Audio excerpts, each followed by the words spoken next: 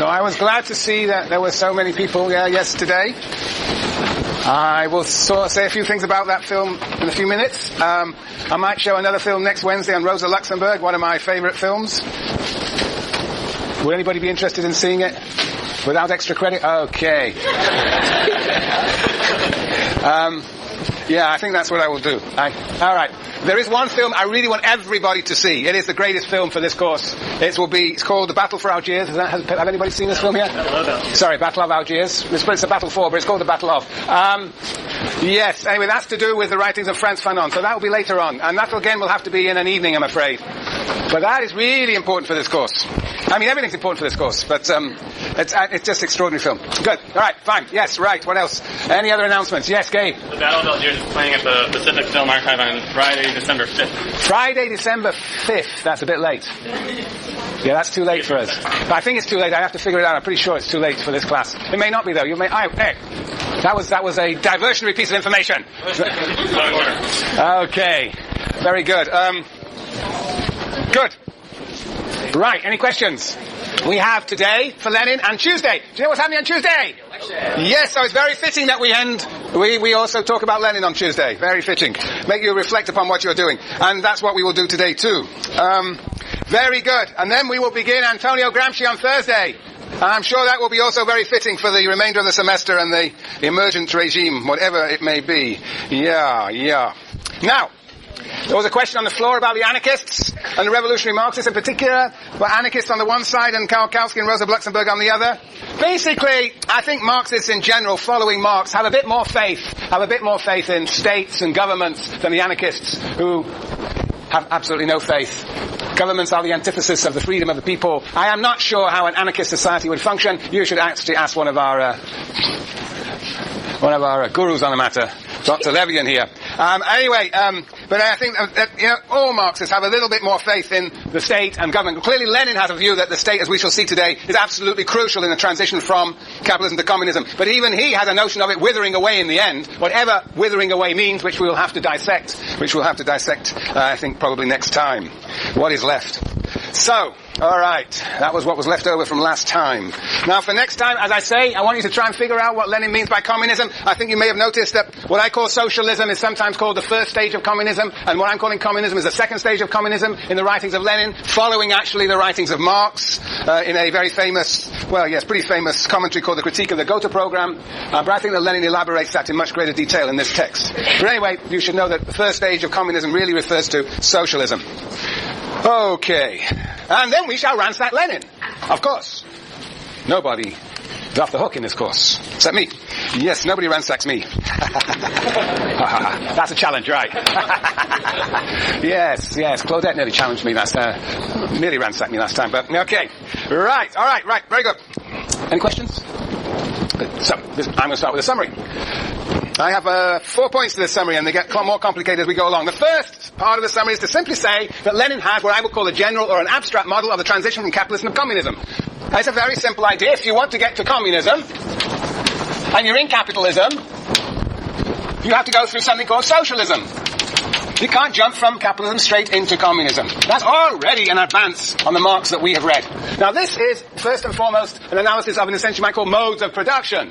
But Lenin doesn't believe that the economy actually is driven by laws of motion that will deliver capitalism to socialism to communism. That these transitions, this double transition, is actually going to only occur through what? Through political struggle. So he reformulates this as follows. The capitalist state has to be destroyed. Capitalist state has to be destroyed, gives rise to, and has to be replaced by the dictatorship of the proletariat, a new form of state about which we will talk a great deal today, which then withers away to give us communism. So, this, Lenin says, is a revolutionary transition. This is an evolutionary transition. This is a destruction of the capitalist state. And this is a withering away of the dictatorship of the proletariat. That, in essence, is the model of transition in state and revolution. That's my first point. My second point in the summary is to say, what is the state? The state for Lenin is first and foremost a set of repressive institutions, armed bodies of men and women with prisons at their command. It's a repressive set of institutions. The military, the police. And we talk about these raids, right? That's the coercive arm of the state. And you might say that the recent developments in the US state have been in the direction of a more coercive form. The Department of Homeland Security is, in a sense, almost a militarization of the United States state. Yeah. So I think the coercive arm of the United States state is becoming more visible. Right. That's so. The state is first and foremost, therefore, a set of repressive institutions. A set of repressive institutions that exists for Lenin. It exists for Lenin as a result of, it exists for Lenin to contain the irreconcilable conflict between classes. Lenin believes that the relation between lords and serfs, capitalists and workers, represents an irreconcilable antagonism. What the capitalists get is at the expense of the workers, the appropriation of surplus labor. That, for Lenin, is an irreconcilable antagonism. The state holds the whole system in place. It has to be coercive in order to hold the working class, in a sense, in a subordinate position to the capitalist class.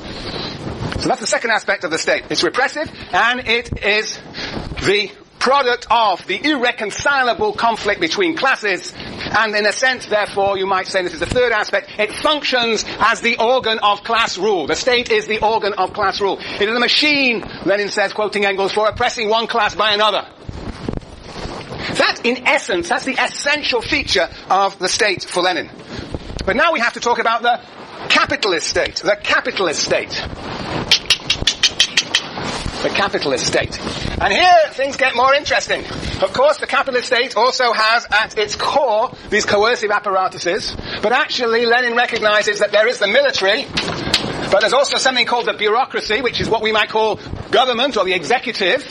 And what Lenin says is that there is a capitalist class, about which he doesn't tell us a great deal, but in a sense is organized to appropriate surplus from a working class, so it's a relation of domination, and that the capitalist class is able to do this because it is connected to the state by 1,000 threads.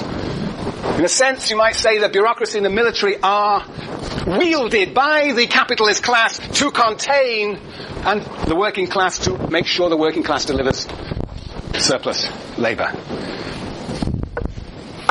And then it gets more interesting. That's the capitalist state.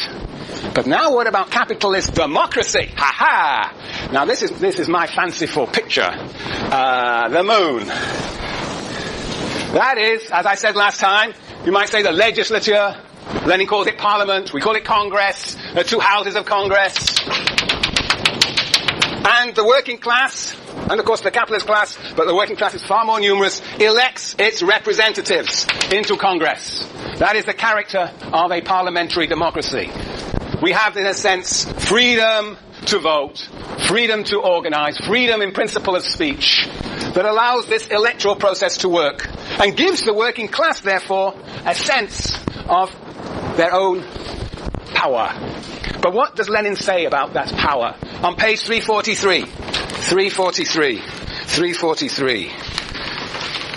Oh, get your readers out, yes!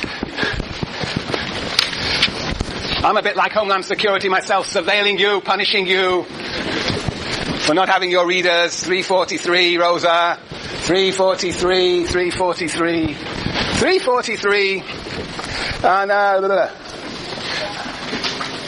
going to start 3 lines from the top. I mean, Lenin does really have quite an evocative language. More evocative, and he might say more evocative than Marx, yes. Here he talks about the lapdogs of social democracy. I love it, yeah. Right, I will avoid that part. 3rd line from the top, 343. Take any parliamentary country, from America to Switzerland, from France to Britain, Norway, and so forth. This is the important point, in these countries, the real business of state is performed behind the scenes and is carried on by the departments, the chancelleries, and the general staffs. Parliament is given up to the talk. Is given up to talk for the special purpose of fooling the common people. Can you put that in your own words, somebody? Yes? It's like an illusion of power. An illusion of power, And the real work goes on behind the scenes. Where does the real... You're a man? The real work goes on where? Where's behind the scenes? Yes, the 1,000 threads. It's the connection between the capitalist class, the Halbertons on the one side and the Cheneys on the other. That's the real business, the real business of capitalism. You might say sometimes Lenin calls this the capitalist content of capitalist democracy. And here is what's down below is the democratic form. And the democratic reform is, well, it's this talking shop. Congress, and they do talk a lot in Congress. Talking shop. The talking shop designed to what? To fool the people. What is Lenin saying here? Again, put it in your own words. What is Lenin saying here? Yes, Neil. Through voting and the semblance of electing those who speak within the working class kind of relevant that they actually have a voice in the decision-making process on next level. Right. So real business over here. Yes. Well, the standard to that is much earlier in the text when he's talking about the false notion of universal suffrage that we actually. 319. It's a very funny text, this, because, one can go, it's not sort of constituted in logical order, it sort of tends to be repetitive, but no matter. 319, yes? Where do you want to go? The very, very bottom, last line, the false notion that universal suffrage... All right, the very last line on 319. Very good, Kristen. They themselves share and instill into the minds of the people the false notion that universal suffrage in the present-day state is really capable of revealing the will of the majority of the working people and of superior civilization. How do you understand that? That the working class is under the impression that they have this ability to bring about these. A false notion. It's a mirage. Yeah. A mirage. Matthew? I just wanted to ask a clarifying question. Clarifying question. Calls them all parliamentary democracies. Because my understanding of Parliament is more like the UK version, not necessarily like we have the presidential model. Yeah, no. He means any sort of elected body. The bigger word would be legislature. So yes, he's embracing everything. So the Parliament for him would include Congress. Yes, though of course we don't call it that. I don't think he's saying that the United States is any different. No. I think he's putting them all in one, as you see at the top of the page, all on page 343, all in one group, one set. Yes, Simeon. On the previous sentence, referring to the things about particularly the socialist revolutionaries and the Mensheviks. Uh-huh. I don't think he was trying to say that this is what the working class is seeing in particular. This is what their misleaders are. That's not. Well, okay. Let's. All right. Let's. That's a very important page. 319. Everybody there. Why don't I read? I think we should start with another reason, which is the second paragraph from the bottom. But I don't want to mess up my summary here. I'm going to come to that in 1 second. Let me just say what I've said so far. I first of all talked about the general character of the transition. Secondly, I talked about the character of the state, then the capitalist state, now the democratic state, and we can see it as capitalist content and democratic form. Now, the question is this democratic form of any significance at all? And I think Lenin has definitely said that it is of great significance, this democratic form. And that he's going to say two things. On the one hand, it is the best shell for capitalism, because indeed it fools the people as a talking shop. And we'll come to 319 in a second. But he's also going to say what? He's also going to say that this democratic shell does what?